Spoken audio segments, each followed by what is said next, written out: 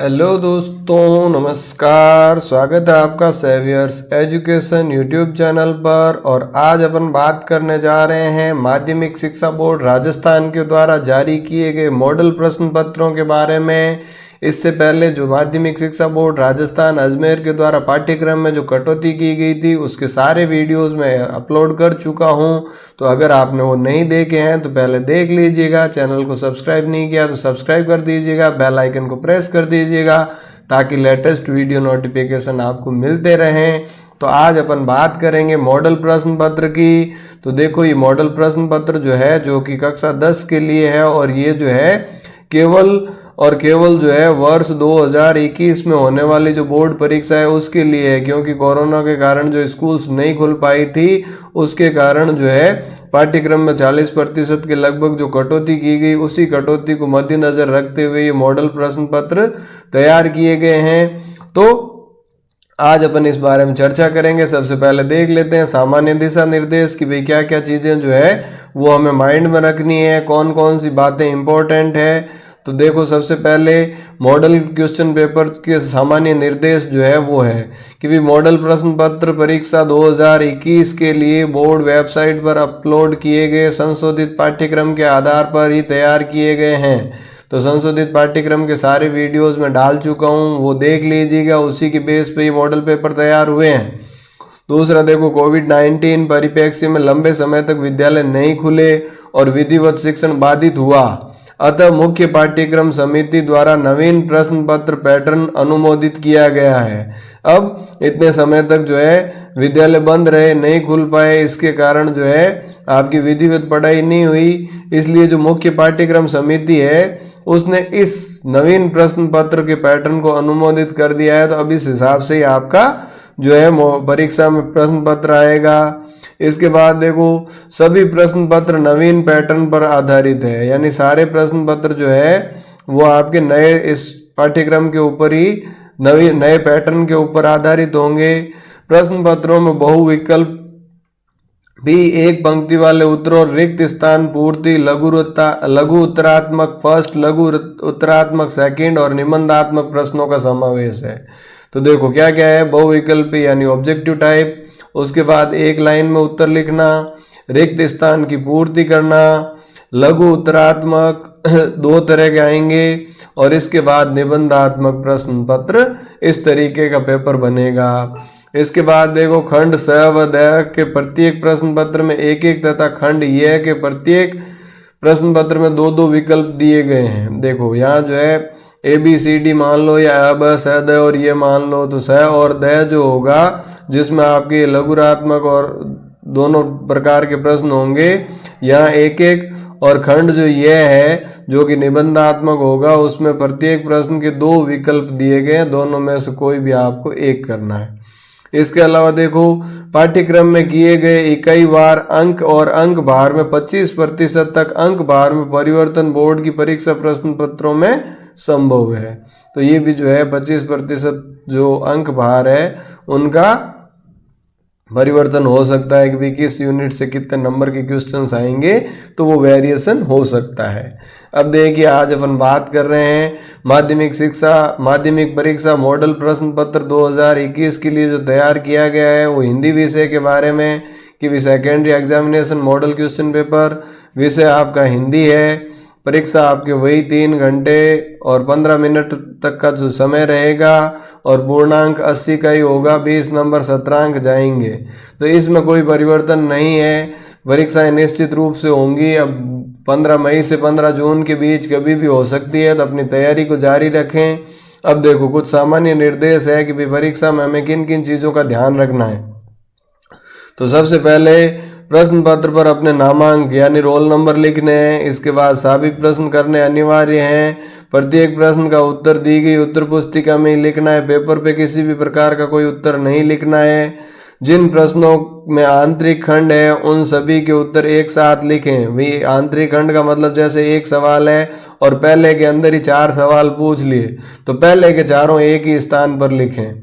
इसके बाद देखो प्रश्न का उत्तर लिखने से पूर्व प्रश्न का क्रमांक अवश्य लिखें। जिस प्रश्न को तो वापस कॉपी में लिखने की जरूरत है नहीं, लेकिन जो भी प्रश्न जिसका उत्तर है उसका क्रमांक जरूर लिख दें, भाई ये 5वें का उत्तर है, पहले का उत्तर है, ताकि जो है एग्जामिनर को आसानी से कॉपी जांच सके और आपके किसी भी प्रकार के प्रश्नों या अंकों में कटौती नहीं हो। प्रत्येक प्रश्नों का अंक भार निम्न अनुसार होगा। अब देखो कितने नंबर के कैसे प्रश्न आएंगे, तो ये आपका इस तरीके का पैटर्न होगा कि भी सबसे पहले खंड अ जो होगा उसमें एक सवाल, पहला सवाल जो है पहले में ही 1 से लगाकर 10 है, यानी कि एक न पहले सवाल में 10 सवाल है, फिर 11 2 से लेके 11 तक, यानी कि कुल कितने हो गए 2 प्रश्न हो गए। 2 प्रश्न में प्रत्येक 2 प्रश्न और ऐसे करके हो गए 20। तो 20 में से जो है आपको क्या करना है, 1 अंक का प्रत्येक है, तो 20 नंबर के ये हो गए। 10 तो आपके ऑब्जेक्टिव टाइप हो गए और 10 रिक्त स्थान वाले हो गए। इसके बाद देख लो ये लघु उत्तरात्मक जो है अति लघु उत्तरात्मक, जिसमें 19 से लेके 12 तक जो है 2 नंबर के आएंगे, यानी कि 8 प्रश्न है, ये 2 नंबर के, तो 16 अंक का ये हो गया। इसके बाद आता है लघु उत्तरात्मक जो कि 20 से लेके 23 तक 4 प्रश्न आएंगे, प्रत्येक प्रश्न 4 नंबर का है, कुल मिला के 16 अंकों का होगा। इसके बाद आएगा आपका लघु उत्तरात्मक सेकेंड, 2 प्रश्न आएंगे, प्रत्येक प्रश्न 5 नंबर का है, कुल मिला के 10 नंबर के प्रश्नों का समावेश किया गया है। और खंड ये जो है 26 से लेकर 28 तक ये 3 प्रश्न है और प्रत्येक जो है 6 अंक का है, कुल मिला के 18 नंबर का ये होने वाला है। तो इस प्रकार से आपका प्रश्न पत्र 5 खंडों में विभाजित होगा और पांचों में जो है इस प्रकार से प्रश्न पूछे जाएंगे और ये जो है 80 नंबर का आपका अंक भार रहेगा। अब देखो माध्यमिक परीक्षा 2021 मॉडल प्रश्न पत्र और विषय आपको दे रखा है हिंदी। तो अब यहाँ जो है हिंदी के पेपर के में मॉडल पेपर की बात कर रहे हैं कि भाई आपके सिलेबस में जो पार्ट है उसके अकॉर्डिंग तो परीक्षा का समय 3.25 घंटे का है और 80 नंबर का पेपर होगा। अब देखो खंड अ, पहला देखिए, निम्नांकित प्रश्नों में से दिए गए सही विकल्प का चयन कर अपनी उत्तर पुस्तिका में लिखिए। यानी कि विकल्प का मतलब क्या है, ऑब्जेक्टिव टाइप है।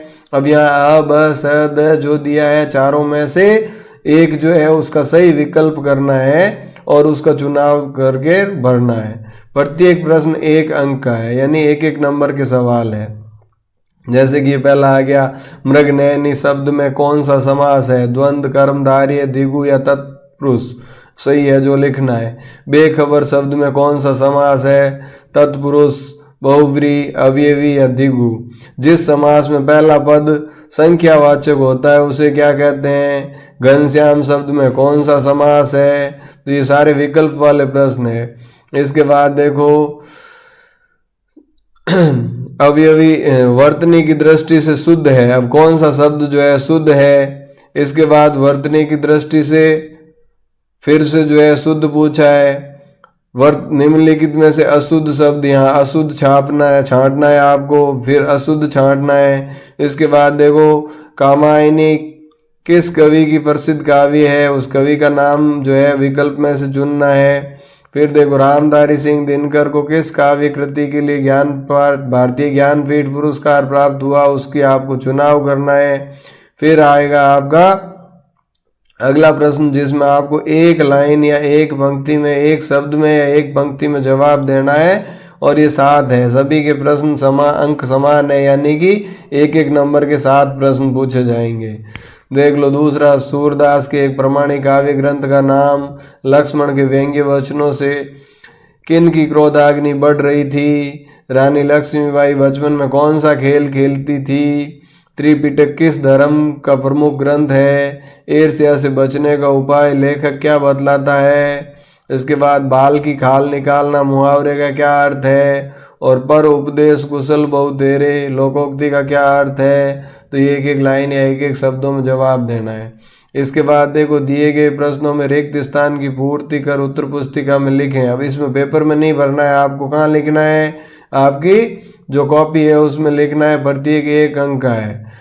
देखो मृदुल बसंत जीवन के पड़ाव का प्रतीक है, कौन से का वो भरनी है। ईर्ष्या की बेटी का नाम क्या है, सुनहले सूर्योदय और सूर्यास्त की भूमि कौन सी है, उसका नाम लिखना है। ये आ गया आपका खंड ब। अब खंड अ में कुल 20 प्रश्न हो गए। अब खंड ब में देखते हैं, यहाँ जो है खंड एक के सारे प्रश्न एक एक नंबर के थे तो 20 नंबर हो गए। अब खंड ब जो है इसमें प्रत्येक प्रश्न जो है वो 2 अंक का होगा, ठीक है। और यहाँ देखो लिखा हुआ है कि भी अति लघुरात्मक, अभी न होगा मेरा अंत, कविता का केंद्रीय भाव लिखना है। इसके बाद देखो सूरदास पाठ के आधार पर राधा कृष्ण के मध्य हुए वार्तालाप का सारांश लिखना है।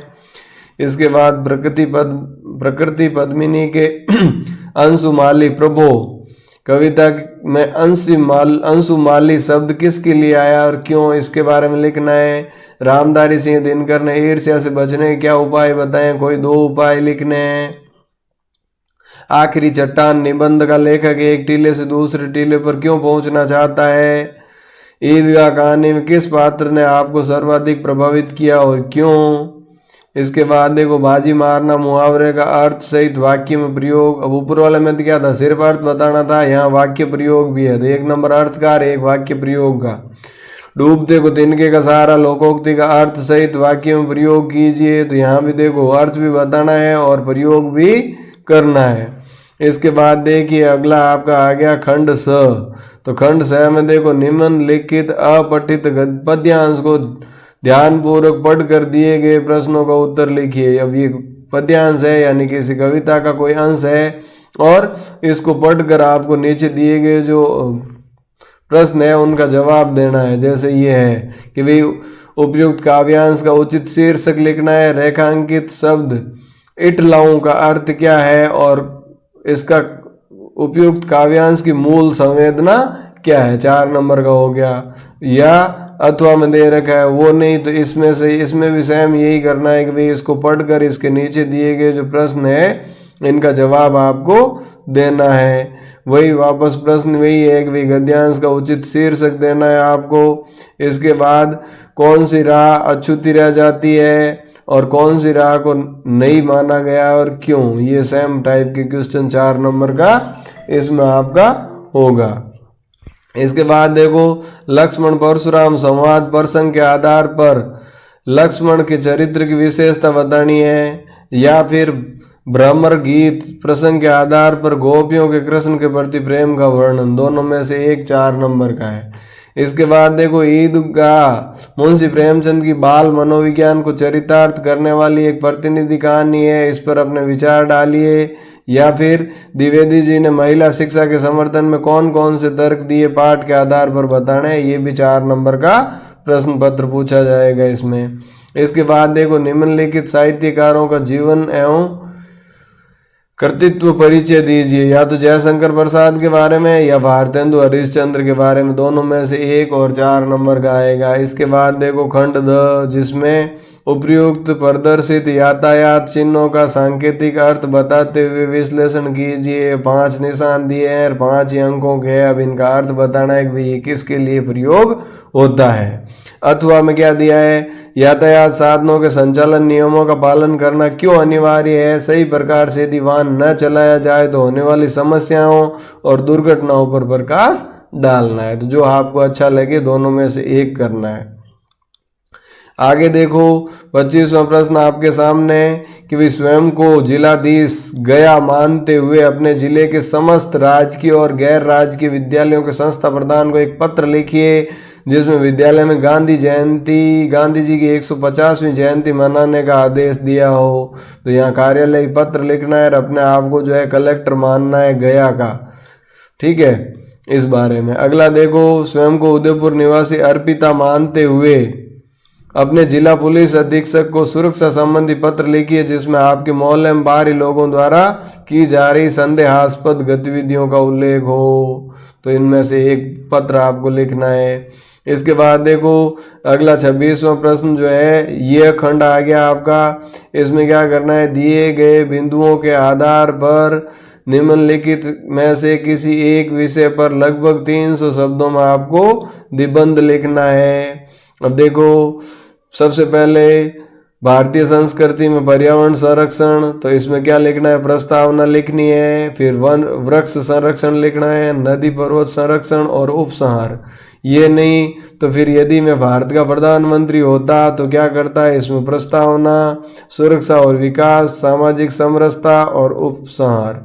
या फिर इंटरनेट वरदान या अभिशाप, तो कोरोना काल में सबसे ज़्यादा यूज अगर किसी का हुआ तो इसी का हुआ है और ये आने के चांसेस भी है। तो इस पर देखो प्रस्तावना में लिखना है कि भाई इंटरनेट और दैनिक जीवन, इंटरनेट के विविध क्षेत्र, इंटरनेट के सकारात्मक और नकारात्मक प्रभाव या उपसंहार। इसके बाद ये भी नहीं आता तो अथवा में चौथा दे दिया कि भाई बेटी बचाओ बेटी पढ़ाओ पर निबंध लिखो जिसमें प्रस्तावना में लिखना है बेटी बचाओ बेटी पढ़ाओ की अवधारणा, लिंगानुपात कम होने के कारण, कन्या भ्रूण हत्या रोकने के उपाय, स्त्री शिक्षा का महत्व और उपाय और उपसंहार। इसके बाद आगे चलते हैं अपन 27वें प्रश्न पर, जो कि निम्नलिखित पद्यांश की सप्रसंग व्याख्या कीजिए। यानी आपकी पाठ्य पुस्तक में से ये काव्यांश लिया गया है इसको आपको क्या करना है, सप्रसंग व्याख्या, यानी कि ये कौन सी कविता से लिया गया है, इसका कवि कौन है और क्या कहना चाहता है। ये तो हो गया प्रसंग जिसके 2 नंबर और व्याख्या के 4 नंबर। तो इस प्रकार से ये भी अथवा अथवा अथवा 3 तो हो गए और 3 में से कोई एक करना है। और इसके बाद 28वां प्रश्न आपके सामने है जिसमें निम्नलिखित गद्यांश की सप्रसंग व्याख्या करनी है और ये भी जो है 6 नंबर का है। तो 27वां तो जो है पद्यांश था और ये गद्यांश है। तो इसमें जो है जो आपकी पाठ्य पुस्तक में से लिए गए हैं आपको ये बताना है कि भाई कौन सी पाठ्य पुस्तक में से लिया गया है और इसके लेखक कौन है और क्या बताने का प्रयास किया है। फिर इसका पूरा अर्थ जो है अपने भाषा में समझाने का प्रयास करना है। तीनों में से कोई भी एक करना है। तो इस प्रकार से कुल मिलाकर आपके 80 नंबर का जो प्रश्न पत्र रहेगा। तो ये हिंदी का आज जो अपन ने जो है इस प्रश्न पत्र में चर्चा की। उम्मीद करता हूँ आपको जो है ये प्रश्न पत्र समझ में आया होगा और किस प्रकार से आपकी परीक्षाएं होगी इससे एक आइडिया आया होगा। तो अपनी पढ़ाई को जारी रखें, निश्चित रूप से परीक्षाएं होंगी और आपको परीक्षाओं में अच्छे से अच्छा नंबर लाने हैं। तो उम्मीद करता हूँ आपको ये वीडियो पसंद आया होगा। अगर पसंद आया तो अपने फ्रेंड्स के साथ भी शेयर कीजिएगा ताकि उनको भी इसके बारे में जानकारी मिल सके। तो मिलते हैं अगले वीडियो में अगले विषय के साथ, तब तक के लिए थैंक यू। जय हिंद, जय भारत।